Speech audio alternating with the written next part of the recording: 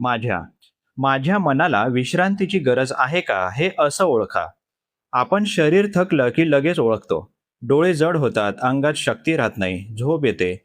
पण मन थकलं आहे हे ओळखणं अनेकदा कठीण जातं.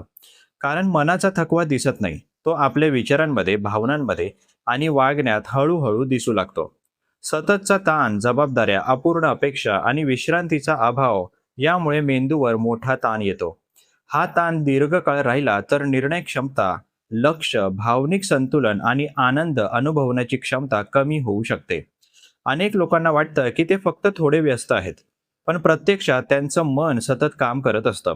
शरीर आराम करत असलं तरी विचार थांबत नाहीत. यालाच मानसिक थकवा म्हणतात. अशा वेळी मनाला विश्रांतीची गरज असते. मनाला विश्रांतीची गरज आहे याचं पहिलं लक्षण म्हणजे सतत थकल्यासारखं वाटणं. पुरेशी झोप घेतली तरी ताजेतवाने वाटत नाही. सकाळी उठतानाही उत्साह जाणवत नाही. दिवसभर एखादं साधं काम करण्यासाठीही खूप ऊर्जा लागते असं वाटतं. दुसरं लक्षण म्हणजे लहान-सहान गोष्टींवर चिडचिड होणं. आधी ज्या गोष्टी सहज दुर्लक्षित होत होत्या, त्याच गोष्टी आता त्रासदायक वाटू लागतात. एखाद्याने साधा प्रश्न विचारला तरी राग येतो. मानसशास्त्रात याला भावनिक थकव्याचं एक महत्त्वाचं लक्षण मानलं जातं. तिसरं लक्षण म्हणजे लक्ष केंद्रित करण्यात अडचण येणे. पुस्तक वाचताना, काम करताना किंवा एखाद्याचं बोलणं ऐकताना मन वारंवार दुसरीकडे जातं. एकाच गोष्टीवर लक्ष टिकवणं कठीण होतं. मेंदू सतत ताणाखाली असेल तर त्याची कार्यक्षमता काही काळासाठी कमी होऊ शकते. चौथं लक्षण म्हणजे सतत चिंता करणं. प्रत्येक गोष्टीबद्दल जास्त विचार करणं, भविष्यात काय होईल याची भीती वाटणं किंवा छोट्या समस्यांनाही खूप मोठं समजणं. अशा वेळी मनाला विश्रांती मिळत नसल्यामुळे विचारांचं चक्र थांबत नाही. पाचवं लक्षण म्हणजे आनंद कमी होणं. पूर्वी आवडणाऱ्या गोष्टी आता विशेष आनंद देत नाहीत. मित्रांसोबत वेळ घालवणं, आवडतं संगीत ऐकणं किंवा छंद जोपासणं यामध्येही रस कमी होतो. हे मानसिक थकव्याचं स्पष्ट संकेत असू शकतं. सहावं लक्षण म्हणजे निर्णय घेण्यात अडचण येणं. अगदी साधा निर्णय घ्यायलाही जास्त वेळ लागतो. काय योग्य आणि काय अयोग्य हे समजत असूनही निर्णय घेण्याची इच्छा होत नाही, कारण मानसिक ऊर्जा कमी झालेली असते. सातवं लक्षण म्हणजे स्वतःशीच कठोर वागणं.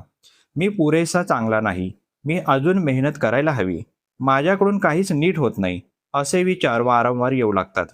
सततचा मानसिक ताण आपल्या स्वतःबद्दलच्या विचारांवरही परिणाम करतो. आठवं लक्षण म्हणजे लोकांपासून दूर राहावंसं वाटणं. कोणाशी बोलण्याची इच्छा होत नाही. फोन उचलणं, संदेशाला उत्तर देणं किंवा सामाजिक कार्यक्रमांना जाणंही ओझं वाटू लागतं. काही वेळेस स्वतःसाठी हवं असणं स्वाभाविक आहे, पण कायमच एकटं राहण्याची इच्छा होत असेल तर मन थकलं असण्याची शक्यता असते.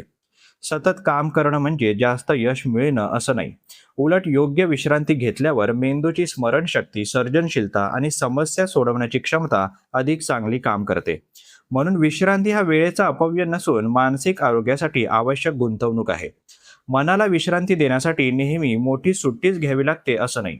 दिवसातून काही मिनिटं शांत बसणं, मोबाईलपासून थोडा वेळ दूर राहणं, निसर्गात चालणं, खोल श्वास घेण्याचा सराव करणं, आवडतं पुस्तक वाचणं किंवा मनमोकळ्या व्यक्तीशी संवाद साधणं यामुळेही मानसिक ताण कमी होऊ शकतो. स्वतःला एक साधा प्रश्न विचारा. मी आज दिवसभर किती वेळ फक्त शांतपणे स्वतःसोबत होतो? जर या प्रश्नाचं उत्तर अजिबात नाही असं असेल, तर कदाचित तुमच्या मनाला विश्रांतीची गरज आहे. आपल्या समाजात अनेकदा व्यस्त असणं म्हणजे यशस्वी असणं असा समज आहे. पण सतत धावत राहणं आणि सतत प्रगती करणं या दोन वेगळ्या गोष्टी आहेत. मनाला वेळ न देता फक्त काम करत राहिल्यास काही काळानंतर भावनिक थकवा वाढू शकतो.